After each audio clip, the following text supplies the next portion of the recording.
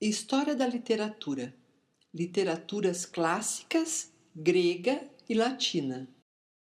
A literatura brasileira tem suas raízes nas literaturas grega e romana, já que é nessa cultura greco-latina que se encontra a principal origem da literatura portuguesa.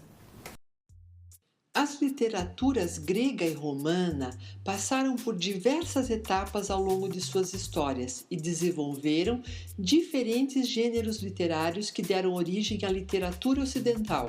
Segundo Arnold Hauser, em sua obra História Social das Artes e da Literatura, as épicas homéricas são os mais antigos poemas gregos que sobreviveram até nós. A poesia do povo grego, como a de todos os outros povos no estágio primitivo, era constituída por fórmulas mágicas, sentenças oraculares, rezas, encantamentos e cânticos de guerra e trabalho. Todos esses tipos de manifestações tinham algo em comum. Eram poesias rituais de massa que expressavam ideias e sentimentos comuns a todos. Eram anônimas e destinadas à comunidade como um todo. Com o início da Idade Heróica, por volta do século V e IV a.C., mudaram completamente a função social da poesia. A posição social do poeta passa a ter, junto às classes dominantes, novas funções. Ela deixa de criar obras populares ritualísticas feitas para o povo e passa a criar obras destinadas a exaltar os feitos individuais, a tecer elogios aos heróis, visando a perpetuar a sua glória. Com o desaparecimento da função ritual, a poesia perde o seu caráter lírico e torna-se épica, dando origem à mais antiga poesia europeia conhecida.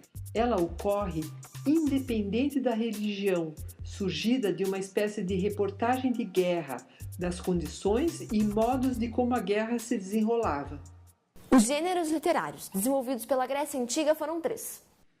A poesia épica recria as façanhas de seus heróis, procurando glorificar seus feitos e valentia e mostrando seus guerreiros. Ela está relacionada com a história da localidade onde surgiu, ou seja, com a história dos aqueus, povo guerreiro e saqueador que invadiu a região da atual Grécia e a ilha de Creta. Os bardos, que eram poetas e cantadores, celebravam os feitos de guerra, declamando os poemas em festas e cerimônias. Dos poetas desse gênero, os mais importantes que chegaram até nós foram Homero e Hesíodo. Homero foi responsável pelo reconhecimento, organização e ampliação da poesia criada e cantada pelo povo, cujos heróis como Aquiles e Odisseu eram cruéis e sanguinários na guerra e justos e generosos na paz. Modelo até hoje explorado principalmente pelo cinema e até pelas revistas em quadrinhos. Já Hesíodo, em sua obra Teogonia, Estudo da Família dos Deuses, tratou da origem do mundo e dos deuses da cultura grega. Sua obra tinha um cunho educativo, pregou contra a maldade dos homens que se recusavam a obedecer às leis de Zeus, o pai dos deuses. Pelo fato de sua obra se preocupar mais com as emoções dos homens do que com as questões de guerra, ele é apontado como um marco da poesia lírica. A poesia lírica, oriunda dos antigos hinos dedicados aos deuses, centra-se na expressão dos sentimentos, das emoções. O ritmo e a melodia eram fundamentais, uma vez que as poesias eram cantadas para celebrar as vitórias de atletas nos Jogos Olímpicos, louvar os deuses e acompanhar cerimônias fúnebres que serviam para realizar danças e cantos coletivos. Um dos poetas líricos dessa época foi Píndaro, compositor de poemas complexos com imagens poéticas que exigem muita concentração para ser compreendidas. Ele foi o poeta dos jogos. Seus odes, que eram poetas de louvor a algo ou alguma pessoa, são dedicados aos vencedores e ao esforço humano para superar a si mesmo. Ele deixou informações valiosas sobre os Jogos Olímpicos, símbolos do amor dos gregos pelos esportes e pela beleza dos corpos masculinos. Foram também importantes poetas líricos Safo, a poetisa da ilha de Lesbos, com sua poesia singela, íntima e de cunho homossexual.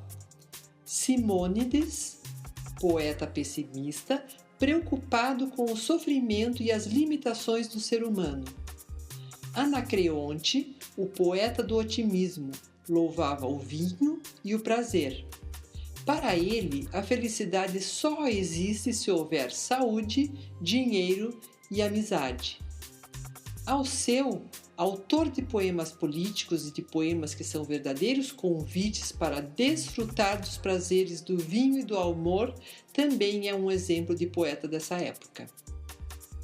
Dessa maneira, somos levados a crer que Anacreonte e Alceu podem ser apontados como precursores da linha dionisíaca, a qual nos referimos em aula anterior, e a poesia épica greco-latina, a precursora da linha apolínea, ambas as linhas presentes na poesia ocidental até hoje.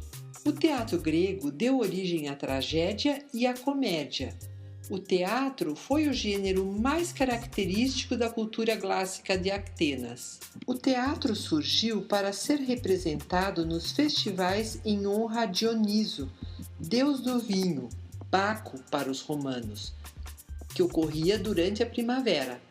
Os autores e os atores tinham grande prestígio social e eram sustentados pela cidade. Apresentavam nos festivais dionisíacos as suas trilogias, que era um conjunto de 3 tragédias seguido de uma peça satírica.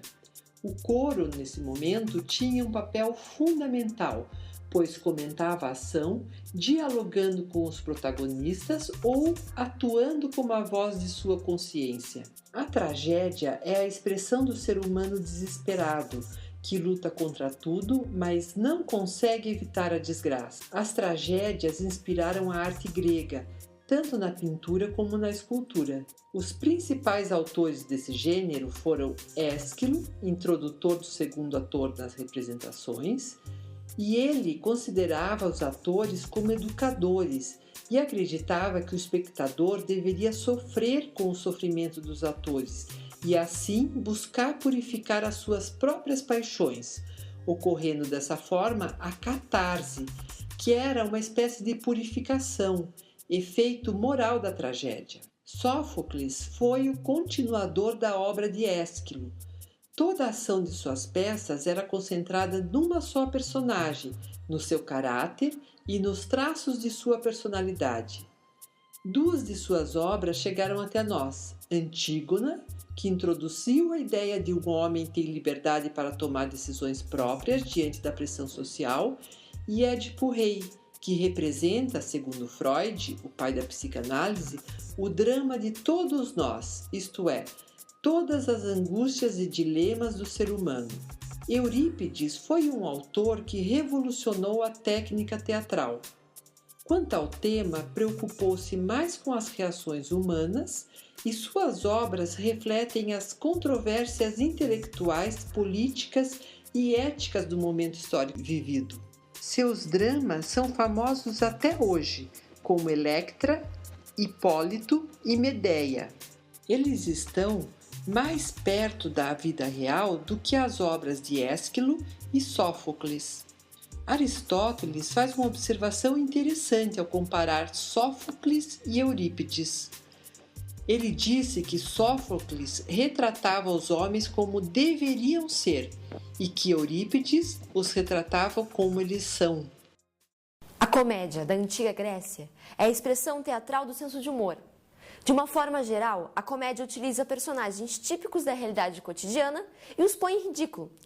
A comédia grega evoluiu se dividindo em 3 fases diferentes. Comédia antiga. Ela era estruturada com 2 atores e a presença do coro. Seus temas principais abordavam aspectos sociais ou políticos. O principal representante dessa fase foi Aristófanes, que valorizava tanto as personagens grandiosas como as humildes. Alegres e divertidas, suas comédias atacavam várias personagens da época e suas ideologias, inclusive os próprios companheiros como Eurípides e Sócrates. Comédia mediana. Caracterizou-se pela ausência do coro. Versava sobre temas mitológicos ou puramente literários. Seu maior representante foi Alexis. Comédia nova. Dispensou o coro e passou a satirizar os indivíduos. Esse novo modelo de comédia influenciou grandemente a comédia romana, que passou a ser quase uma cópia do gênero grego. Ela caracterizou-se pela simplicidade das cenas e pelo emprego absoluto de diálogos. Seus temas giram em torno das paixões, do amor e dos costumes.